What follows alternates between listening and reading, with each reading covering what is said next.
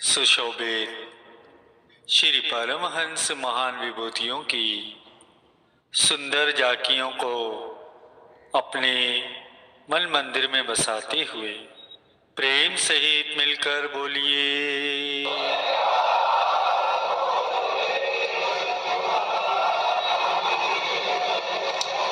ऐसे ही एक बार हमारे हृदय सम्राट सभी गुरुमुखों के अंदर और बाहर रोम रोम में बसने वाले श्री पंचम पातशाही गुरु महाराज जी बैंकॉक में सभी प्रेमियों को अपने पावन श्री दर्शनों से निहाल कर रहे थे, तो सिंगापुर से कुछ प्रेमी भी श्री दर्शनों के लिए आए थे। वे श्री चरणों में विनय करने लगे, स्वामी जी, सिंगापुर यहाँ से केवल 1 घंटे का रास्ता है। यहाँ से दर्शन देते हुए आप आगे कृपा फरमाएं। तब श्री गुरु महाराज जी ने फरमाया कि आप सब सिंगापुर से आए हो। तब उन्होंने विनय की, गुरु को वीडियो लाइक करना, सब्सक्राइब करना प्लीज। ये सेक्शन में बहुत ध्यान से सुनना। गुरु को वीडियो लाइक कर दे करो, सब्सक्राइब कर दे करो, कमेंट में लिख दो जय सिद्धानंद प्लीज। कि जी स्वामी जी। तब श्री गुरु महाराज जी ने फरमाया, वहां पर श्री परमहंस अवधेत मंदिर है? उन्होंने कहा, जी स्वामी जी। गुरु महाराज जी ने फरमाया, तुम वहां मंदिर में कब कब जाते हो? तब एक भक्त ने कहा, स्वामी जी, मैं तो वार्षिक भंडारे पर ही जाता हूँ। तब वहीं दूसरे प्रेमी ने कहा कि जब किसी त्योहार पर आश्रम से फोन आता है तभी जाता हूँ। इतने में तीसरे प्रेमी ने कहा कि मेरा तो केवल संक्रांति का पक्का नियम है। वहीं चौथा प्रेमी कहने लगा, स्वामी जी, मैं हर रविवार को जाता हूँ। श्री गुरु महाराज जी ने फरमाया, कोई साल में 1 बार जाता है, कोई दिन त्योहार पर जाता है, कोई संक्रांति पर जाता है, कोई केवल रविवार को जाता है। और हम सुबह भी जाते हैं और शाम को भी जाते हैं। जब जब जहाँ श्री आरती पूजा होती है हम वहाँ पर साक्षात विराजमान होते हैं। उस समय श्री सद्गुरुदेव महाराज जी ने ये वचन फरमाए कि सद्गुरु का जो तुम स्वरूप देख रहे हो यह भौतिक स्वरूप है, और आंतरिक स्वरूप को वही गुरुमुख देखता है जो श्रद्धा से उनके भक्ति के नियमों की पालना करता है, भजन अभ्यास करता है, अपनी सुरती को उनके चरणों से लगाता है। वे साकार रूप में चाहे जिस स्थान पर भी विराजमान हो, जो उन्हें साक्षात समझकर पूजा करता है उसे हम अपने दिव्य रूप में दर्शन देते हैं। दिव्य रूप में सद्गुरु हमेशा और हर जगह अपने सेवकों के साथ होते हैं। श्री महाप्रभु जी के मुख से इन रहस्यमयी वचनों को सुनकर सारे प्रेमी नतमस्तक होकर क्षमा याचना करने लगे। वाशिंगटन में एक बार हमारे सद्गुरुदेव महाराज जी ने अपने पावन मुखार विंद से ये वचन फरमाए कि यदि मायावी पदार्थों की चाहना करोगे तो वे आपको अवश्य ही मिलेंगे, लेकिन माया का प्रभाव भी साथ मिलेगा। जैसा कहते भी हैं कि आग के पास बैठोगे जाकर तो उठोगे एक रोज कपड़े जलाकर। ये माना कि कपड़े बचाते रहे तुम, सेक फिर भी खाते रहे तुम। इंसान हीटर या अग्नि के पास जाता है तो ये स्वाभाविक है कि उसे गर्माहट लगेंगी ही लगेंगी।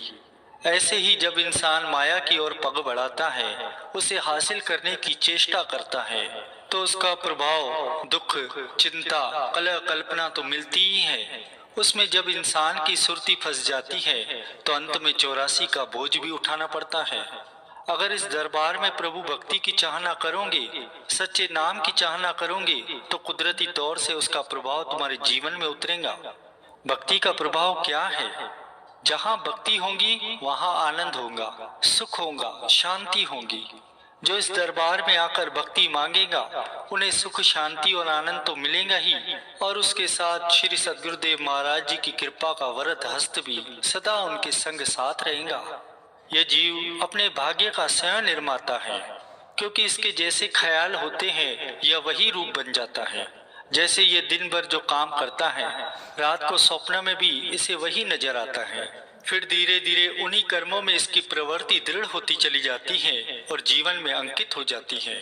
कहते हैं कि अगर दिल में कोई दूसरे ख्याल हैं तो दर्शन नहीं हो सकते, अंदर मालिक का निवास नहीं हो सकता। यदि तुझे मालिक का दर्शन और प्रेम चाहिए, गुरु को वीडियो लाइक करना, सब्सक्राइब करना प्लीज। तो दिल को सब तरफ से खाली कर दे। सद्गुरु की भक्ति और सेवा मन को साफ करने वाली होती है। यहाँ निष्कामता का ऐसा पाठ पढ़ाया जाता है कि कुदरती तौर पर जीव का मन निर्मल हो जाता है। नफ्स के दंदों में कभी नेक कर्म नहीं बन सकते, बल्कि काम, क्रोध, लोभ, मोह और अहंकार के आवरण चढ़ने लगते हैं। उन्हीं कर्मों के अनुसार मनुष्य को अगला जन्म मिलता है। कर्म नेक नहीं तो आवागमन के चक्कर से नहीं बच सकता। यह सिलसिला चलता रहता है।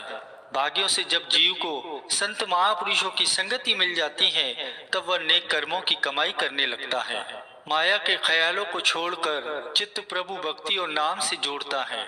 सत्संगति से उसके ख्याल भक्ति में पुख्ता हो जाते हैं। उसका आवागमन का चक्र मिट जाता है। किस्मत की रेखा चमक उठती है। अंत समय प्रभु का ही ध्यान आता है।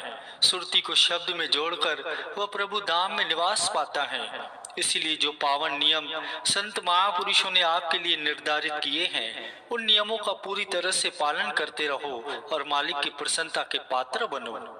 जिस प्रकार वैज्ञानिक जीवन भर रिसर्च करके एक फार्मूला तैयार करते हैं, ठीक उसी प्रकार संत महापुरुष भी अपनी अनुभवी वाणियों द्वारा सोच सोच कर ये फरमाते हैं कि प्रभु नाम के बिना दुनिया में सुख हरगिज नहीं है।